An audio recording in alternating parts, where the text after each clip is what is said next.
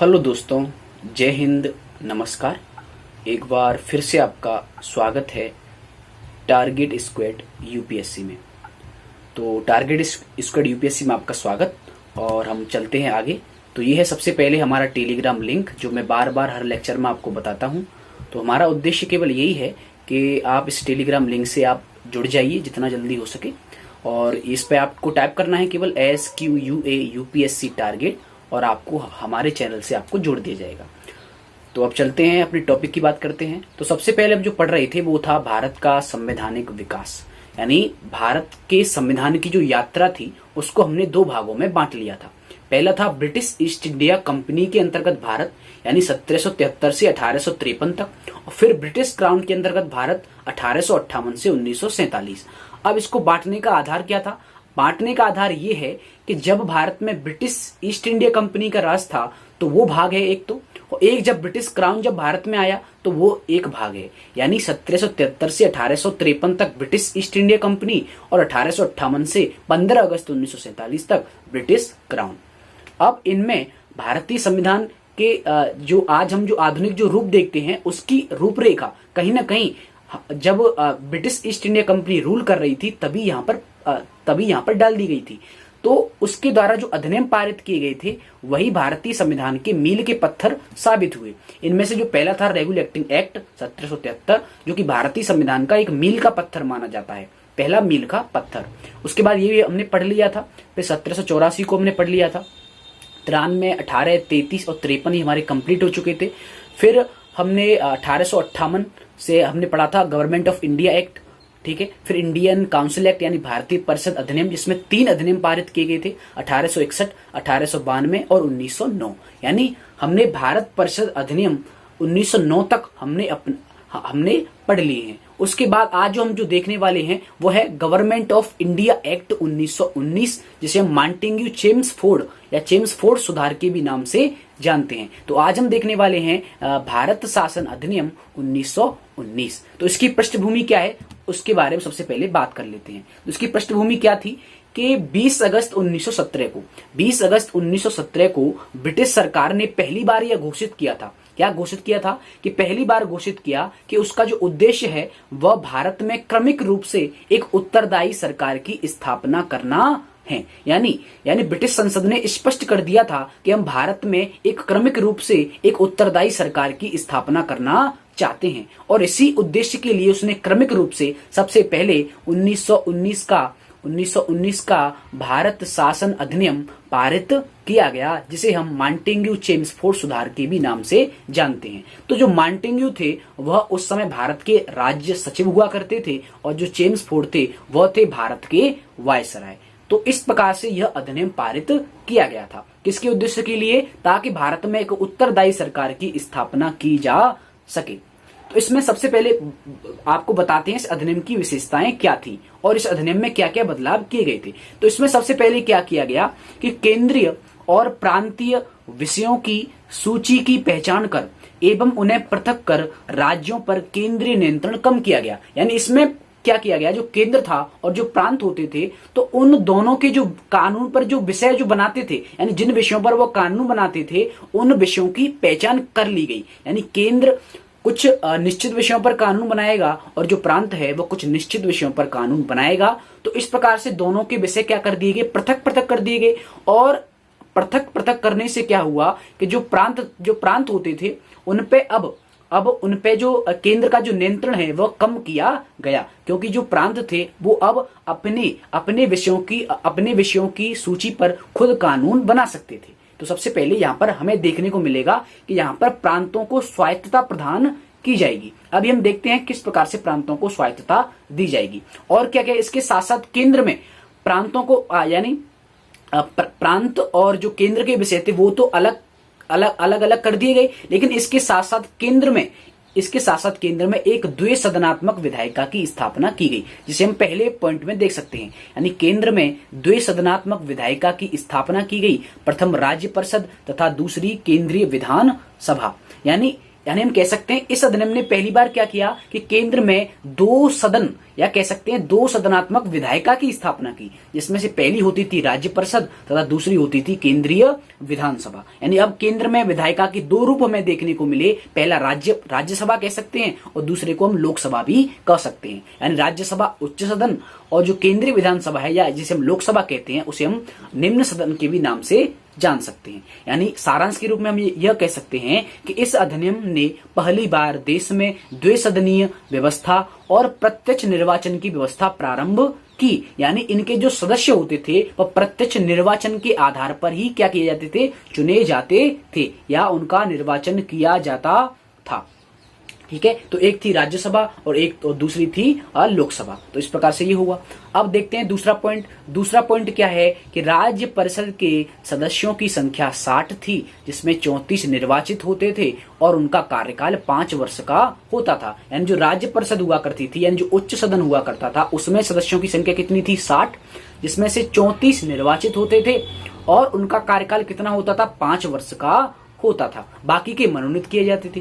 बाकी अगर बात करें केंद्रीय विधानसभा की यानी जो निचला सदन हुआ करता था उसकी संख्या होती थी 145 और जिनमें 104 होते थे निर्वाचित तथा 41 मनोनीत होते थे और इनका कार्यकाल 3 वर्ष का होता था। यानी राज्य परिषद का कार्यकाल कितने साल का, 5 साल का। और जो केंद्रीय विधान परिषद होती थी उसका कार्यकाल कितना, उसका कार्यकाल 3 वर्ष का था। ठीक है, तो इस प्रकार से ये दो पॉइंट आपको याद रखने हैं।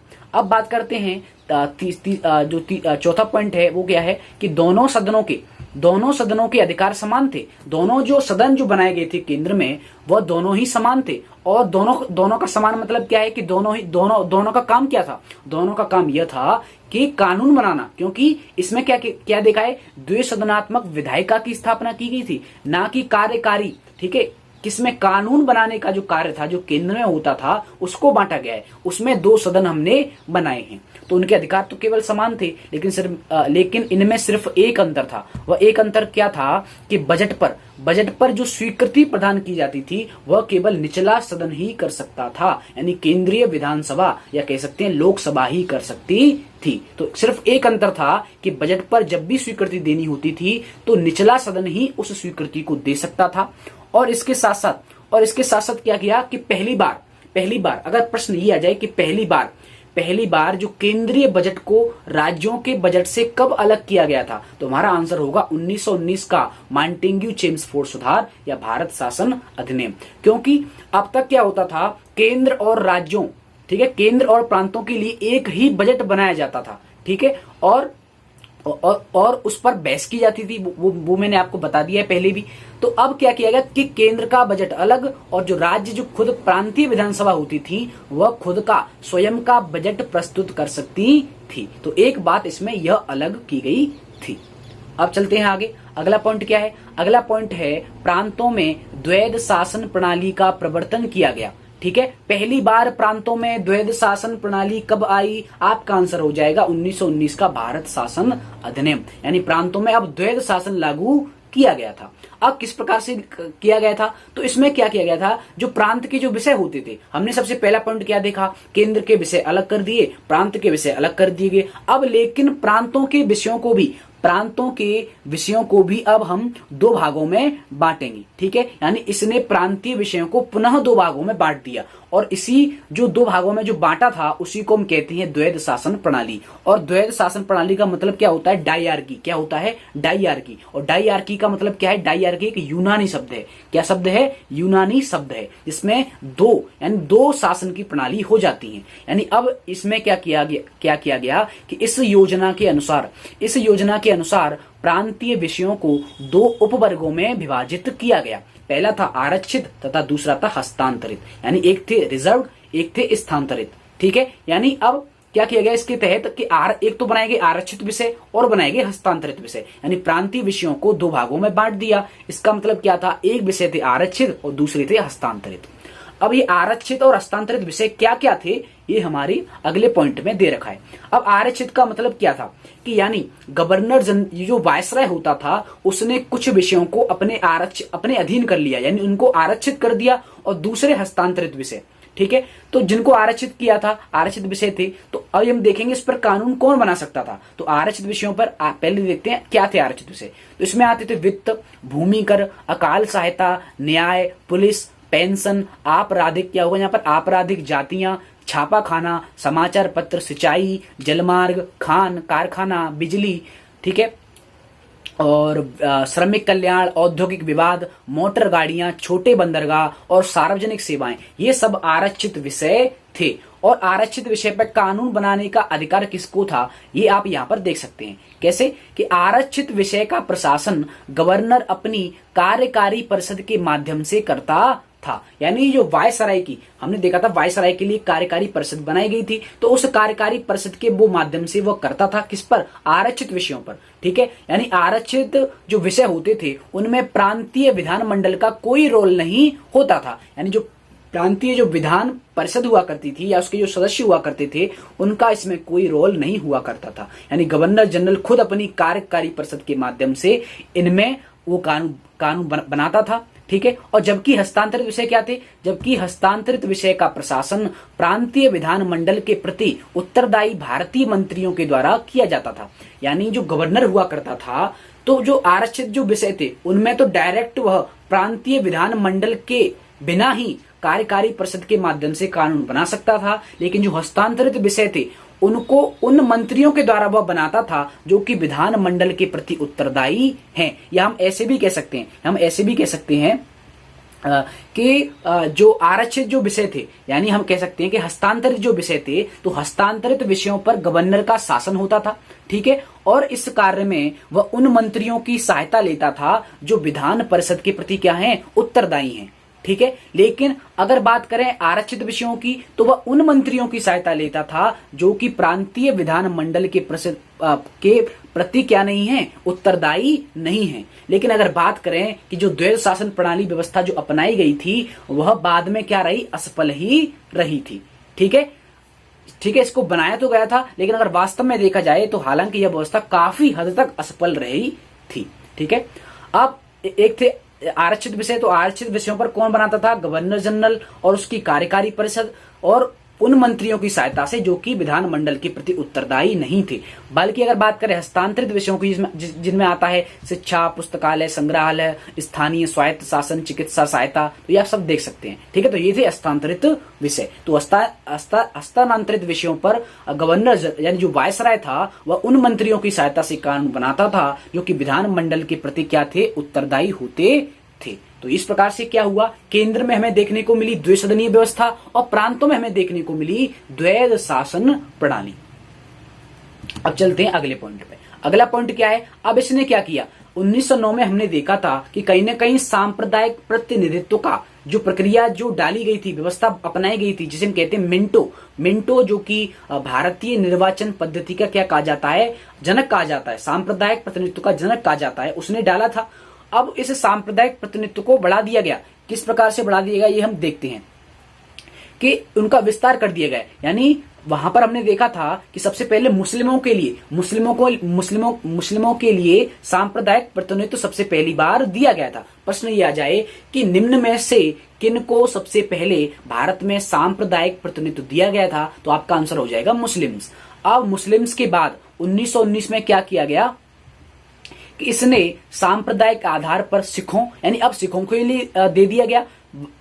बात करें भारतीय ईसाइयों के लिए, आंग्ल भारतीयों के लिए, जिन्हें कहते हैं एंग्लो इंडियन, क्या कहते हैं, एंग्लो इंडियन। और आंग्ल भारतीय का कॉन्सेप्ट हमें आज का जो संविधान है उसमें भी देखने को मिलेगा। जैसे जो राष्ट्रपति होता है वह लोकसभा में 2 सदस्य आंग्ल भारतीयों को मनोनीत कर सकता है तथा जो राज्य की जो विधानसभाएं होती हैं उनमें 1 सदस्य को मनोनीत कर सकता है।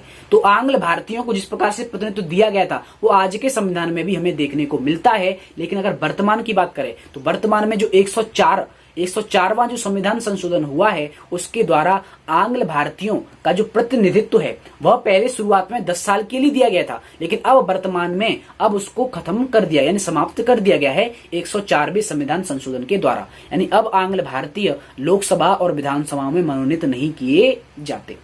तो बात करें तो यहाँ पर सबसे पहली बार कब दिया गया, सिखों को, भारतीय ईसाइयों को, आंग्ल भारतीयों को और यूरोपियों के लिए पृथक पृथक निर्वाचन के सिद्धांत को विस्तारित किया गया। यानी जिस प्रकार से मुस्लिमों के लिए जो था अब बढ़ा दिया सिखों के लिए, भारतीय ईसाइयों के लिए, एंग्लो इंडियनों के लिए और यूरोपियों के लिए भी पृथक निर्वाचन की व्यवस्था की गई थी। ठीक है, और क्या था, अब देखते हैं अगला पॉइंट। अगला पॉइंट क्या है कि इस कानून ने, ठीक है, क्या है, इस कानून ने संपत्ति कर या शिक्षा के आधार पर सीमित संख्या में लोगों को मताधिकार प्रदान किया गया था। अभी हमने एक पॉइंट में देखा था कि किस प्रकार से केंद्र में और प्रांत में प्रत्यक्ष निर्वाचन की प्रक्रिया प्रारंभ कर दी गई थी। यानी हमने देखा था जो 2 सदन बनाए गए थे उनके जो बहुसंख्यक जो सदस्य होते थे उनका प्रत्यक्ष निर्वाचन किया जाता था। और इसका मतलब क्या हुआ, यानी कहीं ना कहीं हमें मत देने का अधिकार भी मिला गया। लेकिन वो उनका आधार क्या था, उनका आधार था संपत्ति, क्या थी, संपत्ति, कर और शिक्षा, केवल यही आधार थे। यानी अब हम जो देखते हैं हमें जो वयस्क मताधिकार जो मिला हुआ है वह प्रारंभ में नहीं था, वह केवल क्या था, संपत्ति के आधार पर, कर के आधार पर या शिक्षा के आधार पर, केवल जो सीमित संख्या होती है उन्हीं को ही यह दिया जाता था। ठीक है, और ठीक है, तो ये था। तो इस कानून में संपत्ति, कर या शिक्षा के आधार पर सीमित संख्या में लोगों को मताधिकार प्रदान किया गया था। अब देखते हैं अगला पॉइंट। अगला पॉइंट क्या है कि इस कानून ने, यानी कौन से कानून ने, भारत शासन अधिनियम 1919 ने, इसने कानून ने लंदन में, कहां पर, लंदन में भारत के उच्चायुक्त के कार्यालय का सृजन किया और अब तक भारत सचिव द्वारा किए जा रहे कुछ कार्यों को उच्चायुक्त को स्थानांतरित कर दिया गया। अब इसका मतलब क्या था, यानी जो भारत का जो राज्य सचिव हुआ करता था और उसकी जो परिषद हुआ करती थी तो वह भारत में पूरे प्रशासन का काम कर रही थी। तो उसके कुछ कार्यों के लिए लंदन में एक भारत का उच्चायुक्त बनाया गया, यानी एक कार्यालय, एक ऑफिस बनाया गया भारत का उच्चायुक्त, और उसको वह काम हस्तांतरित कर दिए गए जो भारत का राज्य सचिव भारत में करता था। तो ये एक महत्वपूर्ण बदलाव किया गया था, यानी लंदन में भारत के उच्चायुक्त का कार्यालय बनाया गया। और अगला पॉइंट देखते हैं। अगला पॉइंट क्या है, इसने पहली बार केंद्रीय बजट को राज्यों के बजट से अलग कर दिया, जो कि मैं पहले ही बता चुका हूं। ठीक है, केंद्रीय बजट अलग हो गए और जो राज्यों के बजट थे वो अलग हो गए, और जो प्रांतीय जो विधानसभा होती थी वह अपना खुद का बजट, यानी अपना बजट स्वयं क्या कर सकती थी, स्वयं बनाने के लिए अधिकृत की गई थी। ये तो मैंने पहले ही आपको बता दिया था। ठीक है, अब देखते हैं आगे अगला पॉइंट क्या है। तो अगला पॉइंट आपको यहां पर एकदम साफ दिखाई देगा। ठीक है, तो अगला जो पॉइंट है वो ये था कि भारत सचिव को, अगला पॉइंट देखते हैं हम, भारत सचिव को अधिकार दिया गया कि वह भारत में महालेखा परीक्षक, ठीक है, महालेखा परीक्षक की नियुक्ति कर सकता है। यानी इसी 1919 के भारत शासन अधिनियम द्वारा यह किया गया कि जो भारत का जो राज्य सचिव हुआ करता था वह भारत में एक महालेखा परीक्षक की नियुक्ति कर सकता था। अब ये महालेखा परीक्षक होता क्या है, जिसे हम आधुनिक संविधान में भी पढ़ते हैं, जिसे कहते हैं कैग। ठीक है, तो जो एक ऑडिट जो जनरल होता था वह क्या करता था, जो बजट प्रस्तुत किया जाता था उसकी जांच करता था। ठीक है, तो महालेखा परीक्षक की नियुक्ति का अधिकार भी किसको दिया गया, भारत के राज्य सचिव को दिया गया था। अब देखते हैं अगला पॉइंट। अगला पॉइंट क्या है कि इस अधिनियम ने भारत में एक लोक सेवा आयोग के गठन का प्रावधान किया। यानी कह सकते हैं कि इससे एक लोक सेवा आयोग का क्या किया गया, गठन किया गया। किसके द्वारा, 1919 के भारत शासन अधिनियम के द्वारा। यानी आज जो हम जो देखते हैं हमारा एक यूपीएससी है, जिसे कहते हैं संघ लोक सेवा आयोग, यानी उसकी नींव कहीं ना कहीं 1919 के भारत शासन अधिनियम से ही आई थी, क्योंकि इसमें पहली बार एक लोक सेवा आयोग का क्या किया था, गठन किया गया था, जिसे हम कहते हैं केंद्रीय लोक सेवा आयोग। यानी 1926 में, कब, 1926 में ठीक है, 1926 में सिविल सेवाओं की भर्ती के लिए एक केंद्रीय लोक सेवा आयोग का गठन किया गया। किस अधिनियम के द्वारा, 1919 के भारत शासन अधिनियम के द्वारा। अब जो लास्ट पॉइंट है वो क्या है कि महिलाओं को मत देने का अधिकार प्रदान किया गया। यानी इस अधिनियम के द्वारा कुछ महिलाओं के लिए, ठीक है, कुछ महिलाओं के लिए भी यहां पर मत देने का अधिकार दिया गया था। ठीक है, तो इससे हम ये समझ सकते हैं कि सबसे पहली बार महिलाओं को मत देने का अधिकार कहां पर दिया गया, भारत शासन अधिनियम के द्वारा यहां पर दिया गया था। ठीक है, तो ये है मॉन्टेग्यू चेम्सफोर्ड सुधार। अब इसके कुछ और भी पॉइंट हैं, वो भी हम यहां पर देख लेते हैं। तो एक पॉइंट क्या दे रखा है, सबसे पहला सबसे पहले दे रखा है गवर्नर जनरल की कार्यकारिणी में से 3 भारतीय नियुक्त किए गए तथा इन्हें विधि, श्रम, शिक्षा, स्वास्थ्य व उद्योग विभाग भी सौंपे गए थे।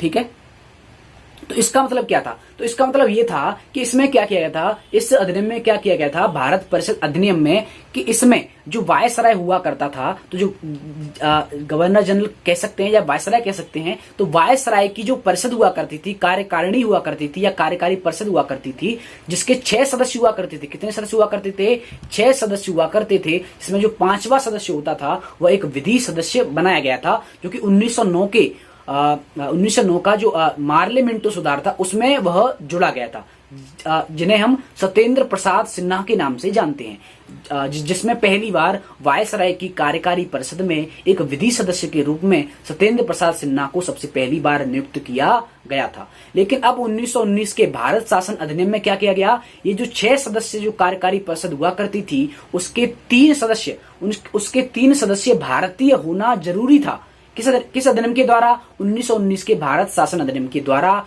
जो वायसराय की जो कार्यकारी परिषद हुआ करती थी, उसके 3 सदस्यों का भारतीय होना आवश्यक कर दिया गया था। और उसी के लिए उसमें 3 भारतीय नियुक्त किए गए थे। उन्हें और उन्हें क्या क्या काम सौंपे गए थे? इन्हें विधि यानी कानून, और क्या, श्रम, शिक्षा, स्वास्थ्य व उद्योग विभाग इन्हें सौंपे गए थे।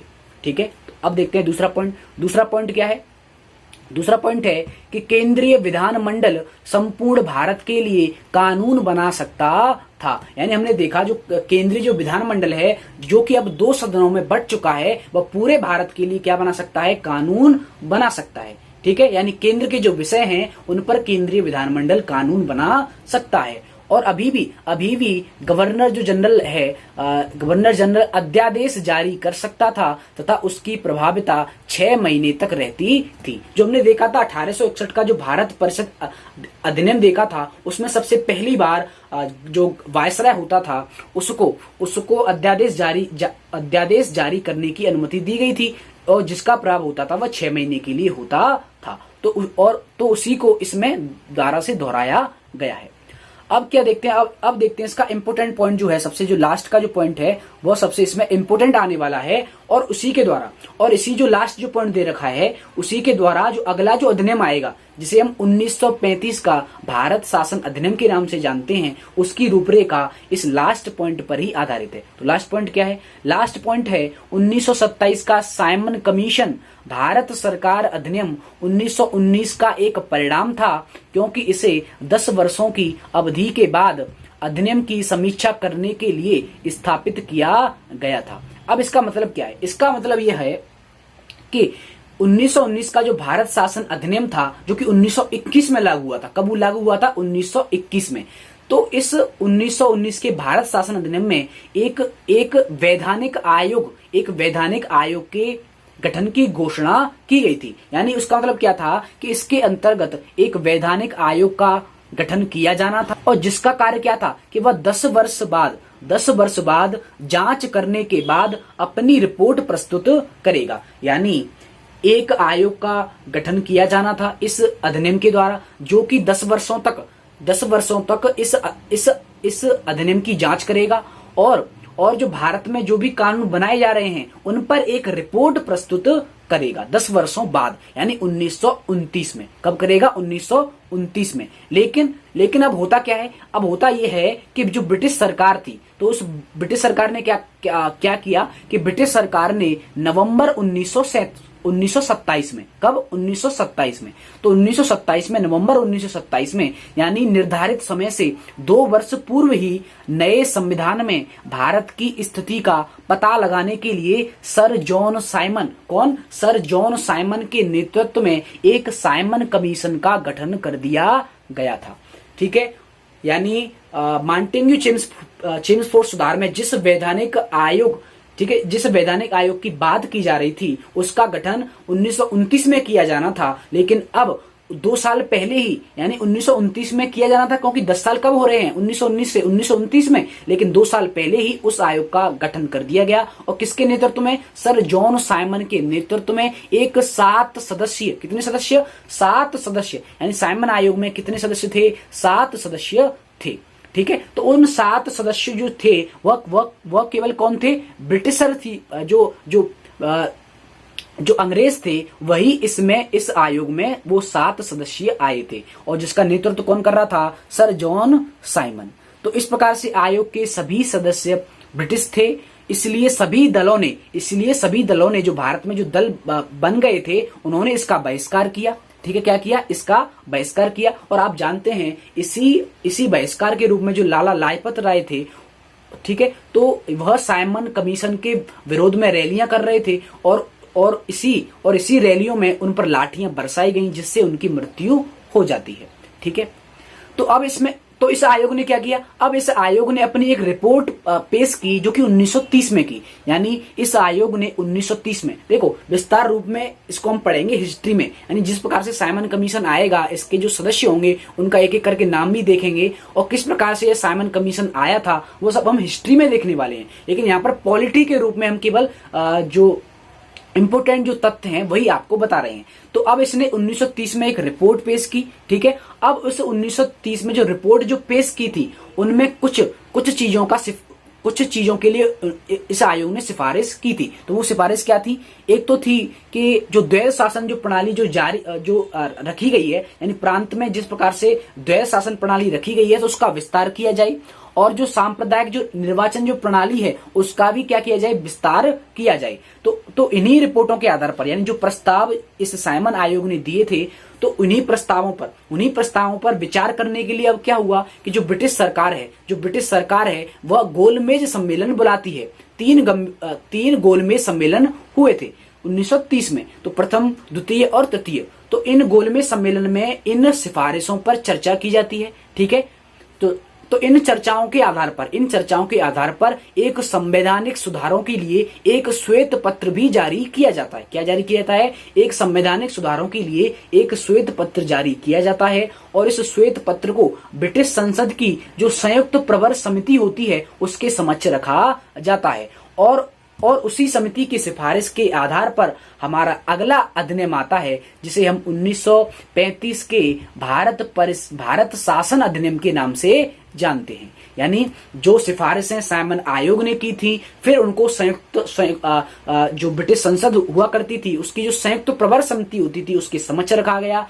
और कुछ संशोधनों के आधार पर, यानी कुछ संशोधन भी किए गए जो आयोग ने जो प्रस्ताव दिए थे, और उन्हीं संशोधनों के आधार पर एक नया भारत शासन अधिनियम 1935 जारी किया गया था। तो ये हमारे इसके लिहाज से बहुत ही इंपोर्टेंट होने वाला है। तो अब देखते हैं 1935 का भारत शासन अधिनियम। ठीक है, भारत शासन अधिनियम। अब ये क्या था? ये सबसे विस्तृत दस्तावेज है, और यूपीएससी की नजरों में यही सबसे महत्वपूर्ण दस्तावेज रहा है, क्योंकि इसी की जो रूपरेखा है, इसी का जो ब्लूप्रिंट है, वो हमारा आज का भारत का संविधान है। ठीक है, यानी हमने एक क्वेश्चन किया था, आपको याद होगा जब हमने एक क्विज सेशन लिया था आपका, इसमें सबसे पहला क्वेश्चन था कि भारतीय संविधान पर सबसे गहरा प्रभाव किस अधिनियम ने छोड़ा, तो उसका आंसर भी क्या होता है? 1935 का भारत शासन अधिनियम। यानी आज का जो संविधान है वह पूरी तरह से भारत शासन अधिनियम 1935 की ही एक रूपरेखा है। अब देखते हैं, ये सबसे विस्तृत दस्तावेज था और सबसे महत्वपूर्ण दस्तावेज है, तो यहाँ से क्वेश्चन बनना लाजमी है। तो यहाँ आपको बिल्कुल फोकस होकर यहाँ पर देखना है। तो सबसे पहले देखते हैं 1935 के अधिनियम में लगभग 451 धाराएं और 15 परिशिष्ट थे। यानी सबसे विस्तृत दस्तावेज अगर कहा जा सकता है तो वो यही था 1935 का भारत शासन अधिनियम, जिसमें लगभग 451 धाराएं और 15 परिशिष्ट भी माने जाते हैं। ठीक है, कुछ किताबों में और भी आंकड़े हैं, लेकिन यूपीएससी इन आंकड़ों से कुछ भी नहीं पूछती। ठीक है, अब प्रावधान क्या थे वो यहाँ पर हमें देखने हैं। तो सबसे पहले क्या था? सबसे पहले क्या किया गया था? एक अखिल भारतीय संघ बनाया गया था। जो हम आज का जो हम देखते हैं अनुच्छेद 1 में जो देखते हैं कि भारत एक राज्यों का संघ होगा, उसकी कहीं ना कहीं जो बुनियाद है वह 1935 में लिख दी गई थी। कैसे? देखते हैं कि इसमें अखिल भारतीय संघ की स्थापना की गई, और अखिल भारतीय संघ का मतलब क्या था कि जिसमें राज्य और रियासतों को एक इकाई के रूप में माना गया था। यानी अब तक हमने देखा था कि जो एक एकात्मक रूप था। क्या था? एक एकात्मक रूप था। ठीक है, सरकार का क्या था, एक एकात्मक रूप था जिसमें केंद्र ही क्या होता था, सबसे बड़ी संस्था होती थी। लेकिन अब क्या बनाया गया, संघ बनाया गया, यानी संघात्मक सरकार की जो स्थापना हुई थी वो 1935 के अधिनियम के द्वारा की गई। अब इसमें क्या किया गया, जो राज्य होते थे या जो रियासतें होती थी उनको एक इकाई के रूप में यहां पर माना गया था। अब देखते हैं पहला पॉइंट क्या है। पहला पॉइंट यही है, अखिल भारतीय संघ। अब अखिल भारतीय संघ क्या था कि यह संघ 11 ब्रिटिश प्रांतों और 6 चीफ कमिश्नर के क्षेत्रों और उन देशी रियासतों से मिलकर बनना था जो स्वेच्छा से संघ में सम्मिलित हों, और प्रांतों के लिए संघ में सम्मिलित होना अनिवार्य था। यानी जो अखिल भारतीय संघ जो बनना था, ठीक है, देखो अभी यहां ध्यान देना है, जो अखिल भारतीय जो संघ है वो कभी भी अस्तित्व में नहीं आया। ठीक है, इस अधिनियम में जो चीजें दिखाई गई थी, यानी अखिल भारतीय संघ के स्थापना का जो जोर दिया गया था वो कभी भी अस्तित्व में नहीं आ सका। इसका कारण क्या था, इसका कारण ये था कि जो देशी जो रियासतें थी उन्होंने इस संघ में मिलने से इनकार कर दिया था। लेकिन योजना क्या थी, योजना ये थी कि 11 ब्रिटिश जो प्रांत थे वो इसमें शामिल होने थे, बाकी जो 6 चीफ कमिश्नर के जो क्षेत्र थे, ठीक है, बाद में ये 4 हो जाते हैं, तो वो थे, और उन देशी रियासतों से मिलकर यह बनना था जो स्वेच्छा से संघ में सम्मिलित होना चाहती थी, लेकिन वे कभी भी इस संघ में सम्मिलित नहीं हुई, और इस प्रकार से जो अखिल भारतीय संघ है वो कभी भी अस्तित्व में नहीं आया, और प्रांतों के लिए संघ में सम्मिलित होना अनिवार्य कर दिया गया था। किंतु देखते हैं, किंतु क्या है कि किंतु देशी रियासतों के लिए ऐच्छिक था, और ये ऐच्छिक था इसलिए इसमें क्या हुआ कि देशी रियासतें संघ में सम्मिलित नहीं हुई, और प्रस्तावित संघ की स्थापना संबंधी घोषणा पत्र जारी करने का अवसर ही नहीं आया। यानी जो घोषणा पत्र जो जारी किया जाना था वो कभी भी अस्तित्व में ही नहीं आया। और अगला पॉइंट क्या है, अगला पॉइंट है प्रांतीय स्वायत्तता।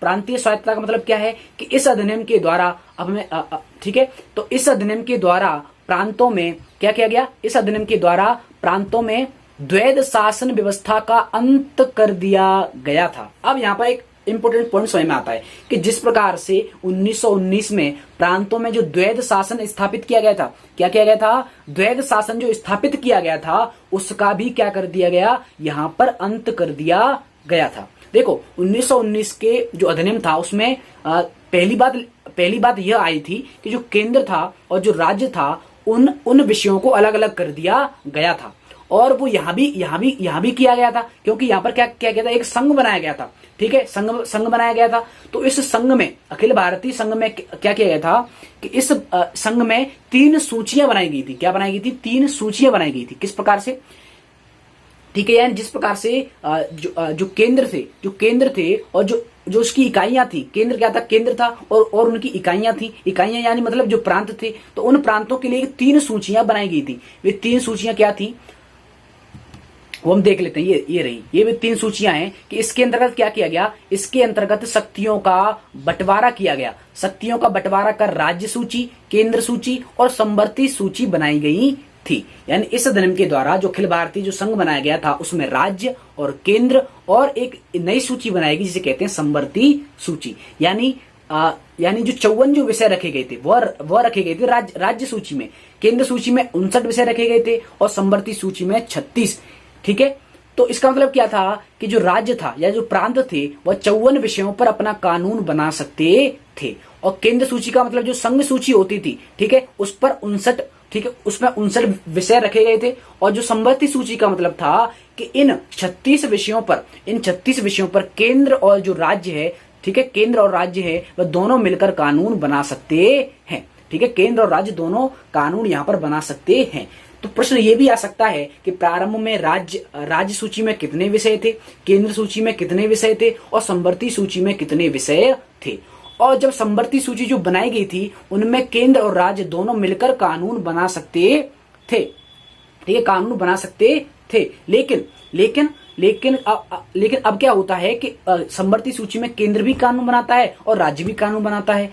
तो कभी कभी ऐसा होता है कि राज्य और केंद्र के बीच में टकराव होता है, तो उस टकराव की स्थिति में केंद्र का जो कानून जो होता था वही मान्य माना जाता था। इसका मतलब क्या था, जो अवशिष्ट जो शक्ति थी वह किसको दे दी गई थी, वायसराय को दे दी गई थी। यानी जो वायसराय जब वो कानून बनाता था वही अंतिम कानून होता था जब राज्य और केंद्र में क्या होता था, टकराव होता था। यानी अवशिष्ट शक्तियां किसे दी गई, केंद्र को दी गई। आज भी हम आधुनिक संविधान में क्या देखते हैं, जो अवशिष्ट जो शक्तियां होती हैं वह अभी भी केंद्र को मिली हुई हैं। यानी जब भी राज्य और केंद्र में जब टकराव होगा तो केंद्र का कानून ही सर्वोपरि माना जाता है। यानी कहीं ना कहीं जो 3 सूचियां हैं वर्तमान की, उनकी जो नींव पड़ी थी वह 1935 के भारत शासन अधिनियम में ही पड़ गई थी। ठीक है, तो ये था भारत का जो संघ था, अखिल भारतीय संघ था, लेकिन वो कभी भी अस्तित्व में नहीं आया।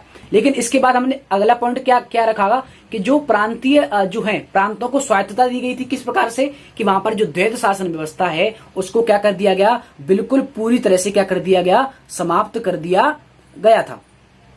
ठीक है, यानी समाप्त कर दिया गया था।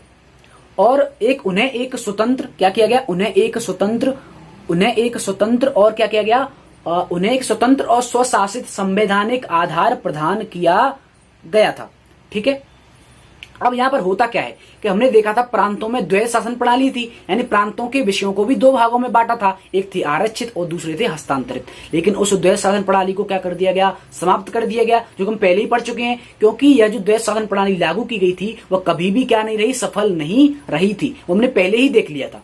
तो अब यह सफल नहीं रही थी, इसकी वजह से इसका अंत कर दिया गया। और क्या किया गया, इसके द्वारा क्या किया गया कि प्रांतीय स्वायत्तता प्रारंभ की गई और राज्यों को अपने दायरे में रहकर स्वायत्त तरीके से उन क्षेत्रों पर शासन करने का अधिकार दिया गया और राज्यों में एक उत्तरदायी सरकार की स्थापना की गई थी। ठीक है, यानी अब जो प्रांत थे उनको एक स्वायत्तता प्रदान की गई थी। ठीक है, स्वायत्तता प्रदान की गई थी। और जो गवर्नर जो वायसराय होता था वह क्या करता था कि जो वायसराय होता था वह राज्य विधान परिषदों के लिए उत्तरदायी मंत्रियों की सलाह पर काम करता था। यानी जो वायसराय होता था वह राज्य विधान परिषदों में हस्तक्षेप नहीं कर सकता था। ठीक है, यानी उसके लिए क्या करना होता था, जो विधान मंडल के प्रति जो उत्तरदायी जो मंत्री होते थे उनकी सलाह पर ही काम करना होता था। तो इस प्रकार से यह व्यवस्था प्रारंभ की गई थी। और यह व्यवस्था कब प्रारंभ होती है, 1937 में। कब होती है, 1937 में यह व्यवस्था प्रारंभ की गई थी। ठीक है, और 1939 में इस व्यवस्था को भी समाप्त कर दिया गया था। ठीक है, यानी पूरी तरह से जो प्रांत थे वो उन्हें यहां स्वायत्तता प्रदान कर दी जाती है। ठीक है, अब यहां पर क्या किया गया, अगला पॉइंट देखते हैं। अगला पॉइंट यह कह गया कि केंद्र में द्वैध शासन की स्थापना की गई। केंद्र में क्या किया, द्वैध शासन की स्थापना की गई। यानी प्रांतों में से जो द्वैध शासन व्यवस्था है उसको तो समाप्त कर दिया गया, लेकिन अब केंद्र में द्वैध शासन की स्थापना की गई। अब इसका मतलब क्या था कि जिस प्रकार से हमने प्रांतों में जो विषय बांटे थे, एक थे आरक्षित, दूसरे थे हस्तांतरित, अब हमने केंद्र में उन विषयों को बांट दिया। यानी जिस प्रकार से जो केंद्र सूची है या जो संघीय सूची है उसको भी अब 2 भागों में बांट दिया। यानी कुछ संघीय विषयों को कुछ संघीय विषयों को यानी कुछ संघीय विषय बनाए गए, जैसे सुरक्षा, वैदेशिक संबंध या धार्मिक मामलों। तो धार्मिक मामलों को गवर्नर जनरल के हाथों में सुरक्षित रखा गया और अन्य संघीय विषयों की व्यवस्था के लिए गवर्नर जनरल को सहायता एवं परामर्श देने हेतु मंत्रिमंडल की व्यवस्था की गई, जो मंत्रिमंडल व्यवस्थापिका के प्रति उत्तरदायी थी। यानी यहाँ पर संघीय सूचियों को भी 2 विषयों में बांटा गया है। एक विषय वो थे जो कि आरक्षित थे, क्या थे, आरक्षित थे। और आरक्षित का मतलब क्या था, आरक्षित विषयों पर जो गवर्नर जनरल था या जो वायसराय था वह खुद फैसला, ठीक है, वह खुद निर्णय ले सकता था। लेकिन जो हस्तांतरित विषय थे उनमें क्या करता था, वह गवर्नर जनरल होता था, उसके लिए एक सहायता के लिए एक मंत्रिमंडल की स्थापना की गई, जिसे हम कैबिनेट के नाम से भी अब जान सकते हैं। क्योंकि केंद्र में जो मंत्रिमंडल होता है उसे हम कैबिनेट भी कहते हैं, यानी केंद्रीय मंत्रिपरिषद भी कहते हैं। तो उस केंद्रीय मंत्रिपरिषद की सलाह पर ही जो गवर्नर जनरल होता था वह वहां पर कानून बना सकता था। किन पर, जो हस्तांतरित विषय होते थे। ठीक है, तो इसका मतलब क्या हुआ कि यहां पर केंद्र में द्वैध शासन जो प्रणाली है वो हमें यहां पर देखने को मिल रही है। ठीक है,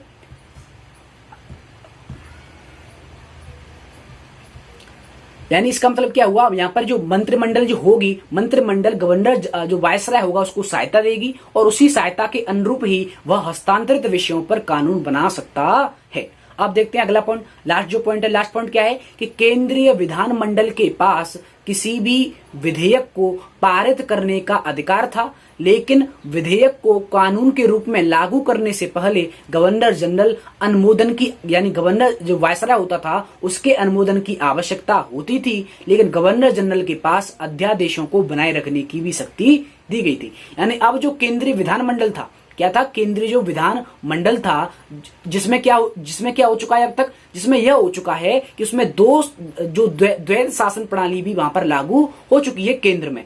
तो अब जो केंद्रीय विधानमंडल है वह किसी भी विधेयक को पारित कर सकती है पूरे भारत में, पूरे भारत के लिए, ठीक है। जो संघ सूची दी गई है उन विषयों पर वह पूरे भारत में कानून बना सकती है, लेकिन उस विधेयक को कानून के रूप में अगर उसे पारित करना है तो उसे गवर्नर जनरल की भी अनुमोदन की आवश्यकता पड़ती है। देखो यहाँ पर देखते हैं आधुनिक संविधान की प्रणाली क्या है, यानी जिस प्रकार से हम देखते हैं जो राष्ट्रपति होता है, तो राष्ट्रपति से आप तुलना करिए जो गवर्नर जनरल है यानी जो वायसराय है, तो तब तक राष्ट्रपति अगर किसी विधेयक पर हस्ताक्षर नहीं बनेगा तब तक वह जो कानून है वो हमारे देश में लागू नहीं हो सकता। और वही व्यवस्था 1935 में थी, यानी विधानमंडल को कानून बनाने का तो अधिकार था, लेकिन उसे पारित करने का अधिकार कब था कि जब जो वायसराय था वो अगर अपना अनुमोदन कर देता है तभी वह कानून बन सकता था। तो इसकी जो आधुनिक जो संविधान है इसमें भी हम इसकी जो रूपरेखा है इसको हम देख सकते हैं, और वायसराय को अध्यादेशों को जारी करने की यहाँ पर शक्ति जो पहले से चली आ रही थी उसको भी जारी रखा गया था। तो इस प्रकार से ये थे 1935 का भारत शासन अधिनियम की जो महत्वपूर्ण जो इंपोर्टेंट पॉइंट हैं वो आपको यहाँ पर याद रखने हैं। अब देखते हैं इसमें क्या किया गया, संघीय न्यायालय की व्यवस्था की गई थी, यानी इससे पहले 1935 के अधिनियम से पहले 1935 के अधिनियम से पहले कभी भी भारत में एक संघीय न्यायालय नहीं थी, ठीक है। हमने देखा था सबसे पहले सुप्रीम कोर्ट की स्थापना 1774 में कलकत्ता में की गई थी, लेकिन उसका जो अधिकार था वो बहुत ही संकुचित था। लेकिन अब 1937 में क्या होगा, 1937 में एक संघीय न्यायालय की स्थापना की जाएगी। कब की जाएगी, 1937 में। तो इसका अधिकार क्या होगा, देखते हैं पॉइंट। इसका अधिकार क्षेत्र प्रांतों तथा रियासतों तक विस्तृत था, और इस न्यायालय में एक मुख्य न्यायाधीश तथा 2 अन्य न्यायाधीशों की व्यवस्था की गई थी, ठीक है। क्या की गई थी, व्यवस्था की गई थी। और न्यायालय से संबंधित अंतिम शक्ति प्रिवी काउंसिल लंदन को प्राप्त थी। यानी आप इसको भी स्लाइड के रूप में आप पढ़ सकते हैं, इसमें ज्यादा व्याख्या करने की जरूरत नहीं है क्योंकि संघीय न्यायालय की एक व्यवस्था की जानी थी, ठीक है। तो 1937 में इसी अधिनियम के द्वारा पूरे संघ की एक न्यायालय बनाई गई, ठीक है, जिसे हम संघीय न्यायालय के नाम से जानते हैं, जो आज का सुप्रीम कोर्ट है, बिल्कुल सुप्रीम कोर्ट की तरह, ठीक है। और इसका जो अधिकार क्षेत्र था वो प्रांतों तक था, और जो रियासतें होती थी वो भी इसके अधिकार क्षेत्र में थी। और इसमें एक मुख्य न्यायाधीश क्या था, प्रारंभ में क्वेश्चन आ सकता है कि जिस प्रकार से हमने 1774 में भी देखा था कि एक मुख्य न्यायाधीश और 3 अन्य न्यायाधीश थे, लेकिन अब संघीय न्यायालय में एक मुख्य न्यायाधीश तथा 2 अन्य न्यायाधीश होते थे। लेकिन अभी भी न्यायालय से संबंधित जो अंतिम जो शक्ति थी वह किसकी होती थी, प्रिवी काउंसिल को दी गई थी।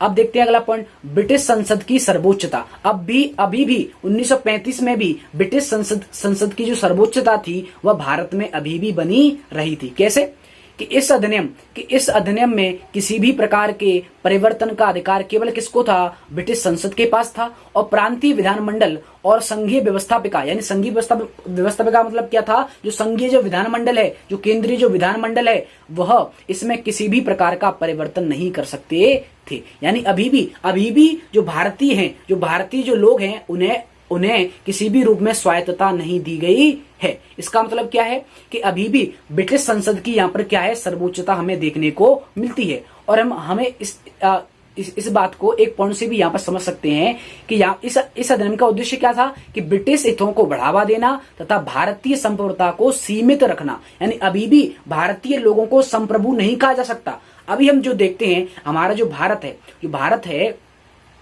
अब जाकर क्या बना है, वो एक राज्य बना है। यानी अब अनुच्छेद 1 में पढ़ते हैं कि भारत एक राज्यों का संघ होगा। तो भारत 1947 के बाद ही राज्य बना था, क्योंकि राज्य की एक अनिवार्य शर्त होती है कि वह पूरी तरह से क्या होता है, संप्रभु होता है। लेकिन यहाँ पे हमें देखने को मिल रहा है 1935 तक भारतीय जो संप्रभुता है वो अभी सीमित है, यानी अभी भी जो ब्रिटिश संसद है वही भारत में सर्वोच्च है और वह किसी भी कानून में यानी 1935 के अधिनियम में किसी भी प्रकार का बदलाव नहीं कर सकती। अब अगला पॉइंट देखते हैं, भारत परिषद का अंत। इस अधिनियम के द्वारा भारत परिषद का अंत कर दिया गया। अब ये भारत परिषद क्या थी आपको पता है 1858 में जो भारत का जो राज्य सचिव होता था उसकी सहायता के लिए 15 सदस्यीय एक परिषद बनाई गई थी जो कि कॉर्पोरेट बॉडी होती थी। तो अब इस कॉर्पोरेट बॉडी का क्या कर दिया, इसको समाप्त कर दिया गया था। क्या कर दिया गया, इसको समाप्त कर दिया गया था। ठीक है, अब देखते हैं अगला है सांप्रदायिक निर्वाचन।